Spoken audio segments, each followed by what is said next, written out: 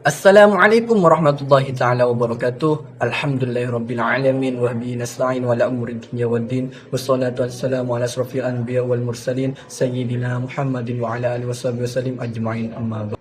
Perkenalkan, nama saya Muhammad Nurul Hidayatullah. Saya prodi manajemen pendidikan Islam, akan menerangkan tentang meneladani kepemimpinan Rasulullah Sallallahu Alaihi Wasallam dan implementasinya dalam kepemimpinan pendidikan. Dan di sini saya akan menjelaskan tentang meneladani kepemimpinan Rasulullah Sallallahu Alaihi Wasallam dan implementasinya dalam kepemimpinan pendidikan.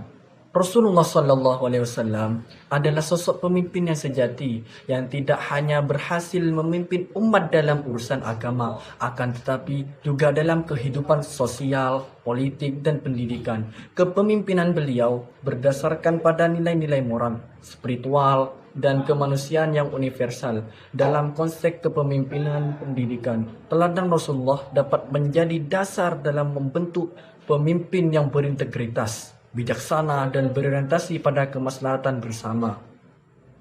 Mari kita lanjut ke pembahasan, yaitu pembahasan pertama saya akan menerangkan tentang sifat siddiq, amanah, tabligh, dan fatonah sebagai pondasi kepemimpinan.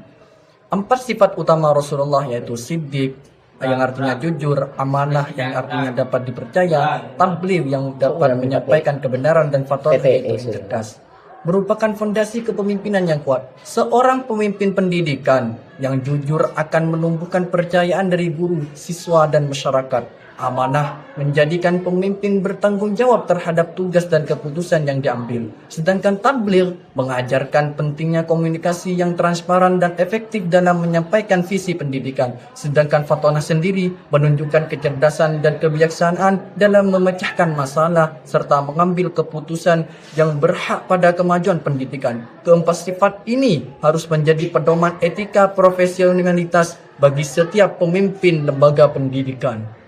Mari kita lanjut kepada pembahasan yang kedua, yang mana pada pembahasan yang kedua ini saya akan membahas empati dan kasih sayang dalam kepemimpinan ala Rasulullah. Rasulullah Sallallahu Alaihi Wasallam dikenal sangat empati dan penuh kasih sayang terhadap umatnya. Beliau selalu memperhatikan kondisi dan perasaan orang lain, baik sahabat, anak-anak, maupun kaum lemah. Dalam kepemimpinan pendidikan, empati dan kasih sayang berperan penting menciptakan lingkungan yang nyaman, harmonis, dan saling menghargai satu sama lain. Pemimpin yang empati akan memahami kebutuhan guru dan siswa, memberikan dukungan moral, serta mendorong terciptanya suasana belajar yang positif. Kasih sayang juga menumbuhkan semangat kebersamaan dan loyalitas dalam organisasi pendidikan. Di pembahasan yang nomor 3, saya akan menjelaskan tentang kemandirian dan ketegasan dalam menghadapi tantangan. Rasulullah Sallallahu Alaihi Wasallam juga dikenal sebagai pribadi yang mandiri dan tegas dalam mengambil keputusan. Beliau tidak mudah terpengaruh oleh tekanan, namun tetap mendengarkan masukan dari para sahabat sebelum memutuskan sesuatu. Sehingga beliau itu menggunakan sistem musyawarah bersama, sehingga akan ditentukan oleh bersama. Kalau ada ketidakadilan, maka itu akan ditanggung oleh kebersamaan. Ketegasan beliau terlihat dalam menegakkan kebenaran dan keadilan tanpa memandang status sosial, tanpa memandang bulu, tanpa memandang ras dan agama. Dalam kepemimpinan modern, termasuk kepemimpinan pendidikan, sikap ini sangat penting untuk diterapkan agar pemimpin tidak mudah goyah dalam menghadapi tantangan dan tetap berpegang pada prinsip moral serta tujuan lembaga pendidikan. Pada poin keempat, saya akan menerangkan tentang kepemimpinan melalui teladan.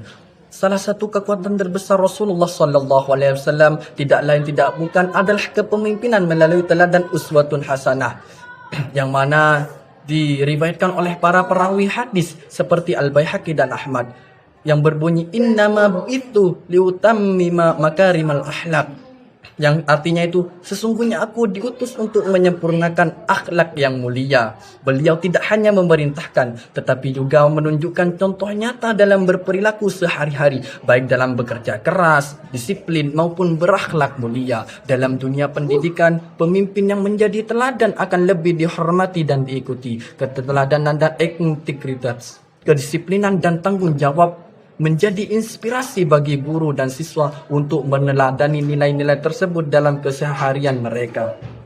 Jadi kesimpulannya adalah kepemimpinan Rasulullah SAW memberikan inspirasi mendalam bagi pemimpin pendidikan masa kini dengan meneladani sifat yang wajib bagi utusan, yaitu siddiq, amanah, tabligh, serta fatonah. Menerapkan empati, ketegasan, dan keteladanan. Seorang pemimpin pendidikan dapat membangun lembaga yang berkarakter, berintegritas, dan berorientasi pada kemajuan manusia seutuhnya. Nilai-nilai kepemimpinan Rasulullah tidak hanya relevan secara spiritual, tetapi juga sangat aplikatif dalam membentuk sistem pendidikan yang humanis, adil, dan bermartabat. Mungkin itu saja yang bisa saya sampaikan. Saya pribadi mohon maaf sebesar-besarnya apabila ada tutur kata yang kurang berkenan atau tingkah laku yang kurang berkenan di hati para dosen pengampu atau para teman-teman. Saya mohon maaf sebesar-besarnya karena kebenaran hanya milik Allah, sedangkan kesalahan murni pribadi dari diri saya sendiri tanpa kekasih. Sekian, terima kasih. Ihdinas siratal mustaqim. Wassalamualaikum warahmatullahi taala wabarakatuh.